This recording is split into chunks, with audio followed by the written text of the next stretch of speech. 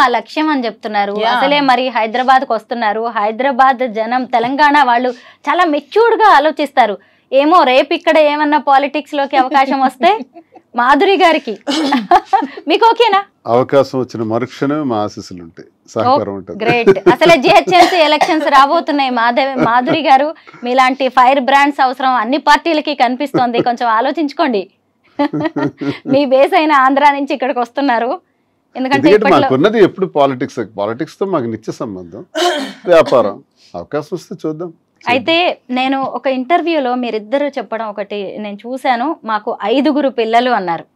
మీ 2 ఆడపిల్లలు, అలాగే మీకున్న 3 ఆడపిల్లలు. ఎలాగా ఇంత అంటే ఓన్లీ స్టేట్మెంట్ కి అది పరిమితం చేస్తున్నారా, లేదంటే ప్రాక్టికల్ గా కూడా బాధ్యతగా ఉంటున్నారా మీరు? స్టేట్మెంట్ కి పరిమితం చేయడానికి మేమేం చిన్నపిల్లలం కాదు. అలాంటి స్టేట్మెంట్ ఇవ్వాల్సిన అవసరం కూడా మాకు లేదు. మాకు 2 పిల్లలు, 3 పిల్లలు, 5 పిల్లలు అనుకునేటప్పుడు 5 పిల్లల బాధ్యత కూడా మేము తీసుకుందామని నిర్ణయించుకున్నాం. ఆల్రెడీ ఒక పాపకు పెళ్ళైంది, ఇంకో పాప పెళ్ళికి రెడీగా ఉంది. ఆమె పెళ్ళికి కావాల్సిన ఏమైతే మేము ఖర్చు పెట్టాల్సిన డౌరీ ఉంటే అవి కూడా రెడీ చేస్తూ, నా పిల్లలు ఇంకా చిన్నవాళ్ళు, just UKG, 5th standard 6th standard, వాళ్ళకి చదివించుకుంటూ వాళ్ళు కూడా ఒక ఉన్నతమైన స్థానంలో పెడుతూ వాళ్ళు కూడా చూసుకుంటూ 5 పిల్లల బాధ్యత ఇంతమంది ప్రజల బాధ్యత మేము తీసుకున్నప్పుడు 5 పిల్లల బాధ్యత మేము తీసుకోలేమా? సిల్లీ క్వశ్చన్ అది. ఎవరు అడుగుతుంటే మేము సమాధానం ఇస్తున్నాం. సమాధానం ఇవ్వాల్సిన అవసరం కూడా మాకు లేదు. మా ఇంటికి వచ్చే ప్రజల కష్టాల్లోనే మేము ఉన్నప్పుడు మా పిల్లలకి మేము ఎలా వదిలేస్తాం? ప్రజలు మాకు నిత్య సంబంధం. మాకు మా వల్ల బయటకు వచ్చినటువంటి 5 పిల్లలు. 5 పిల్లలు చూడకపోతే మీరు ఎవరిని చూడాలి?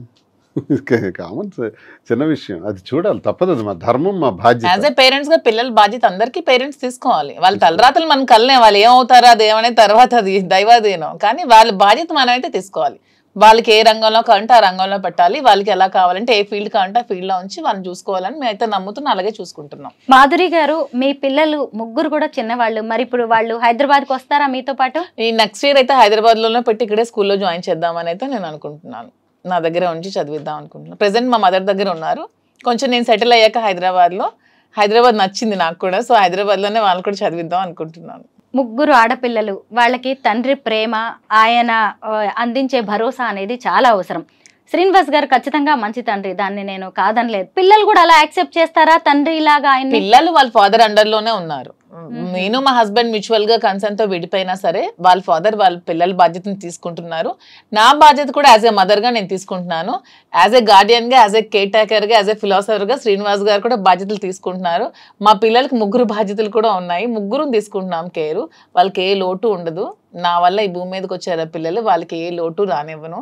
నా కంటికి రెప్పలా కాపాడుకొని చూసుకుంటాను. వారసుని ఇవ్వడానికి కూడా మేము రెడీగా ఉన్నాము అని చెప్పారు. చాలా సర్ప్రైజ్ అయ్యాను నేను. అసలు సర్ప్రైజ్ ఏముంది, ముందు నుంచి మేము అనుకుంటున్నాం. దాంట్లో సర్ప్రైజ్ ఏముంది? నేనే మాధురి అంటేనే ఓపెన్ గా చెప్తుంది ఏదైనా. మేము నిజంగానే వారసుడికి అందామని ఆలోచనలో ఉన్నాము. యాక్చువల్గా ఈ ప్లానింగ్ ముందే ఉండే, కానీ ఈ బిజినెస్ కోసం ఈ ప్లానింగ్ ని ఒక 1 year షిఫ్ట్ చేసాం. ఆఫ్టర్ ఈ 1 year బిజినెస్ తప్పకుండా కోర్టులో కేసులు కూడా ఉన్నాయి కాబట్టి అవన్నీ కొంచెం తేలాలి. కాబట్టి కొంచెం తేలిన తర్వాత అవన్నీ కూడా ఉంటది. ఏముంది, కావాలి అనేది బలమైన కోరిక ఈవిడదే అనిపిస్తా ఉంటది నాకు. లేదు నాకంటే శ్రీనివాస్ గారు ఉన్న క్వాలిటీస్, ఇలాంటి అవసరం ఇంకొక జనరేషన్ కూడా ఉండాలి, ఇతని వారసుడు ఉండాలనే ఆలోచన నాకైతే ఉంది, అతనికి కూడా ఉంది, ఇద్దరికి ఉంది. మరో దువాడు వస్తాడంటే అంతే కదా. అలానే ఆడపిల్ల మగపిల్ల తక్కువ నేను అన్నా. ఏం ఆడపిల్లలు రాజకీయాలు చేయట్లేదా, ఆడపిల్లలు ప్రైమ్ మినిస్టర్ అవ్వలేదు, అలానే కాదు. ఊరికే మా ఇద్దరికి అనిపించింది. అంటే 5 ఉన్నారు కదా, వీళ్ళు 5 చూసుకోవడానికి ఇంకో బాబు ఉంటే బాగుంటుందని, అంతే. మీ ఇద్దరిది ప్రేమ అనాలా, ఏమంటారు? ఈ సంబంధానికి పెట్టే పేరు అంతకు మించి, ప్రేమకు మించి ఏమైనా పదం ఉంటే పెట్టుకోండి. ఈ మాట నేను ఎందుకు అడిగాను అంటే, సహజంగా మనం టీనేజ్ లోనో లేదంటే ఒక 15 years నుంచి 25 years లోపు ప్రేమలో పడుతూ ఉంటాం. అది ఆడవాళ్ళైనా మగవాళ్ళ, ఇలాంటి పేర్లు ఏవో ఉంటాయి. ఆ తర్వాత పెళ్ళైన తర్వాత కూడా కొన్ని రిలేషన్స్ ఉంటాయి, వాటికి రకరకాల పేర్లు ఉన్నాయి. ఇప్పుడు మాధురి గారు, మీరు ఎప్పుడైనా మీ ఎంగేజ్ లో ప్రేమలో పడ్డారా? ఇలా కావాలి అని ఎప్పుడైనా అనిపించిందా మీకు? ఎంగేజ్ లో అంటే ఎప్పుడు డిగ్రీలో ఫస్ట్ ఇయర్ లో ఎప్పుడో ఒకసారి లవ్ చేశాను. తర్వాత చూసారా, అబ్బా ఎంత open mind. He knows everything. I told him everything about me. He knows everything. ఎప్పుడు డిగ్రీ ఇంటర్మీడియట్ 2nd year వరకు నేను శ్రీ చైతన్య చదివాను, గర్ల్స్ క్యాంపసే. డిగ్రీ ఫస్ట్ ఇయర్ లో బయోటెక్నాలజీ నేను first year. Degree first year లో ఒక అబ్బాయికి లవ్ చేశాను, ఆ అబ్బాయి కూడా లవ్ చేశాడు. ఇంట్లో ఇంటర్ కాస్ట్ వల్ల ఒప్పుకోలేదు. ఆ అబ్బాయి వేరే కమ్యూనిటీ, నేను వేరే కమ్యూనిటీ. ఆ అబ్బాయి వచ్చి ఇంటికి వచ్చి మాట్లాడడం కూడా జరిగింది, ఫాదర్ ఒప్పుకోలేదు. ఒప్పుకోకుండా నాకు ఈ మ్యారేజ్ చేశారు. ఇంట్లో అప్పట్లోనే బలవంతంగా నాకు పెళ్లి చేశారు.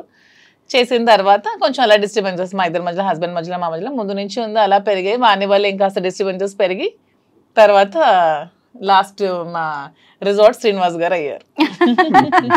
అంటే చాలా మంది మహిళల్లో ఇలాంటి సంఘర్షణ ఉంటది మాధురి గారు. ఎందుకు మిమ్మల్ని చాలా మంది విమెన్ కావచ్చు, సొసైటీ కూడా మిమ్మల్ని అప్రిషియేట్ చేస్తుంది. ఎందుకు అంటే వాళ్ళ జీవితాల్లో వాళ్ళు చేయలేనివి చాలా మీరు చేసి చూపించారు.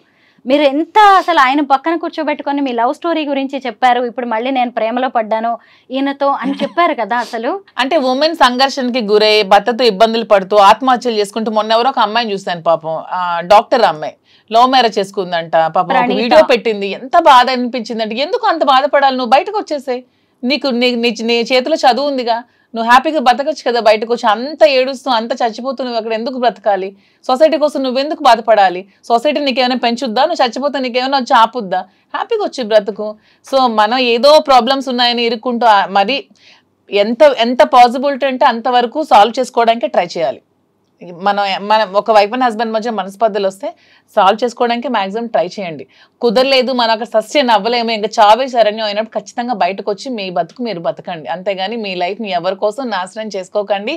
ఇది మీ లైఫ్, దేవుడు మీకు ఇచ్చిన లైఫ్, మీ లైఫ్ అనవసరంగా స్పాయిల్ చేసుకోకండి. శ్రీనివాస్ గారు మీరు చెప్పండి, మీకేమైనా ప్రేమ కథలు ఉన్నాయా? 1 2 కాదు, ఒక 100 కథలు ఉంటాయి. గొడవ పెట్టాలి. మరి ఆవిడ అలా చెప్పినందుకు మీరు కూడా చెప్పాల్సిందే ఖచ్చితంగా. ఎందుకంటే అంత ప్లెయిన్ గా ఉన్నారు, అంత తెల్ల కాగితం. అసలు ఎంతో మంది పరిచయం ఉంటారు, వస్తుంటారు, వెళ్తుంటారు, కానీ నేను ప్రేమను చూశాను మాధురి. శ్రీనివాస్ గారు, నేను అతన్ని మొత్తం హిస్టరీ అంతా బయోపిక్ కూడా రాద్దాం అన్నంత నేను రీసెర్చ్ చేశాను. అతను లైఫ్ లో కాలేజ్ డేస్ నుంచి చిన్నప్పటి నుంచి మొత్తం అంతా రీసెర్చ్ చేస్తే శ్రీనివాస్ గారు ఎప్పుడు ఎవరిని లవ్ చేయలేదు. ఏంటండి మీకు ఆయన అంటే? అసలు బయోపిక్ రాస్తారంట. యాక్చువల్లీ మూవీ కూడా తీద్దామని చాలా మంది వస్తున్నారు. శ్రీనివాస్ గారి స్టోరీ చిన్నప్పటి నుంచి ఇప్పటి వరకు ఈవెన్ మా లవ్ స్టోరీతో కలిపి తీద్దామని చాలా మంది మాకు కన్సల్ట్ అవుతున్నారు. ఈ బిజినెస్ లో పడి కొంచెం గ్యాప్ ఇచ్చాం. మంచి మంచి స్టోరీస్ ఉన్నాయి. అతని లైఫ్ లో ఎప్పుడు ఎవరిని లవ్ చేయలేదు. అతను ఫస్ట్ అండ్ లాస్ట్ నన్నే లవ్ చేసి ఉంటారు. అసలు మాధురి గారు అయితే పెద్ద స్కెచ్ తోనే హైదరాబాద్ తెలంగాణకు వస్తున్నట్టుగా కనిపిస్తుంది. ఎందుకంటే ఆవిడ ఒక మంచి డాన్సరు, యాక్టింగ్ స్కిల్స్ కూడా ఉన్నాయి. ఆల్రెడీ సినిమాకి ప్రొడ్యూసర్ గా వర్క్ చేశారు. డైరెక్షన్ ఛాన్స్ ఉంది ఆవిడకి, యాక్టింగ్ ఛాన్స్. ఏదైనా మీకు డైరెక్షన్ నాకు రాదు లేదా? శ్రీనివాస్ గారికి ఇంట్రెస్ట్ ఉండేది, మూవీస్ లో యాక్ట్ చేయాలని ఇంట్రెస్ట్ ఉండేది. నాకు జగన్మోహన్ రెడ్డి గారు అంటే అభిమానం. అతనంటే ఒక ఇది దైవ సమానులు నాకు. సో అతను చేసిన పథకాలన్నీ ప్రజలకి తెలియాలనే ఆలోచనతో, ఆ పథకాలని ఎలా ప్రవేశపెట్టారు, ఎలా చేశారనే ఆలోచనతో ఒక స్టోరీ చిన్నది రెడీ చేసుకొని శ్రీనివాస్ గారిని లీడ్ రోల్ గా పెట్టి వాలంటీర్ అనే ఒక మూవీకి ప్రొడ్యూస్ చేసి ఒక మూవీ అయితే తీసాను. ప్రొడ్యూసర్ వర్కే చేశాను. డైరెక్షన్ అయితే నాకు రాదు. యాక్టింగ్ మాత్రం నాకు చాలా ఇంట్రెస్ట్. మీకు సీరియల్స్ లో గానీ, సినిమాల్లో గానీ, వెబ్ సిరీస్ లో గానీ ఛాన్స్ వస్తే చేస్తారా? నాకు ఒక మంచి ఉమెన్ విలన్ రోల్ చేయాలని ఉంది నాకైతే. అంటే రియల్ లైఫ్ లోనేమో మీకు మీరు హీరోయిన్, అంతే, మళ్ళీ రియల్ లైఫ్ లోకి వచ్చేసరికి విలన్ రోల్ చేయాలని ఉంది. యాక్చువల్లీ ఈవిడ దేనికి సూట్ అవుతారండి రియల్ లైఫ్ లో మీరు చెప్పండి? మంచి మనసు అంతేనా? ప్రేమ, అభిమానం. మీరిద్దరూ కూడా సొసైటీ కోసం, పెద్దల కోసం పెళ్లి చేసుకున్నట్టున్నారు, పిల్లల్ని కూడా కన్నారు. కానీ మీ జీవితాల్లో ఏదో వెళుతుంది.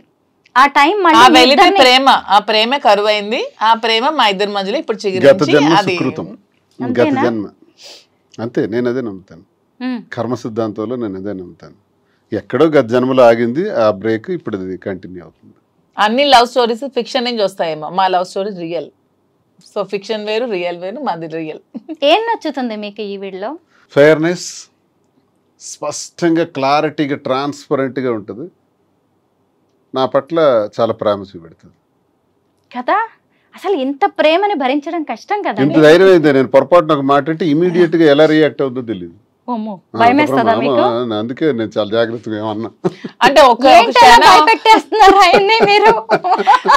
ఒక క్షణం అతను నాతో మాట్లాడకపోయినా నేను ఉండలేను అనమాట. ఒక క్షణం ఆ గ్యాప్ కూడా నేను తీసుకోలేను. ఏంటి శ్రీనివాస్ గారు ఏం చేశారు మీరు అసలు? బాబాయ్ నాకైతే చాలా అసలు మీరు చాలా లక్కీ అండి. మీకు అనిపిస్తుంది ఎప్పుడైనా లైఫ్ లో మీరు కొన్ని స్ట్రగుల్స్ పడ్డాను? డబ్బులు పదవులు అవేం అక్కర్లేదు. డబ్బు కావాలంటే నాకు నేను సంపాదించుకోగలను, పదవి కావాలంటే నాకు నేను తెచ్చుకోగలను. నాకు ప్రేమ ఒక్కటే కావాలి. అది శ్రీనివాస్ గారి ఏజ్ పరంగా చాలా గ్యాప్ ఉన్నప్పుడు కూడా ఇలా నా కోసం నాకున్న సమస్యలు, నాకున్న సవాళ్ళు, నాకున్న శత్రువులు, నాకున్న రాజకీయ ప్రత్యర్థులు, పరిస్థితులు, ప్రభావాలు, నష్టాలు, లాభాలు ఇవన్నీ ములిగి తేలి జీవితం. అది ఇలాంటి పరిస్థితుల్లో ఆసరాగా అండదండగా ఉండవలసిన అవసరం తనకే ఉంది.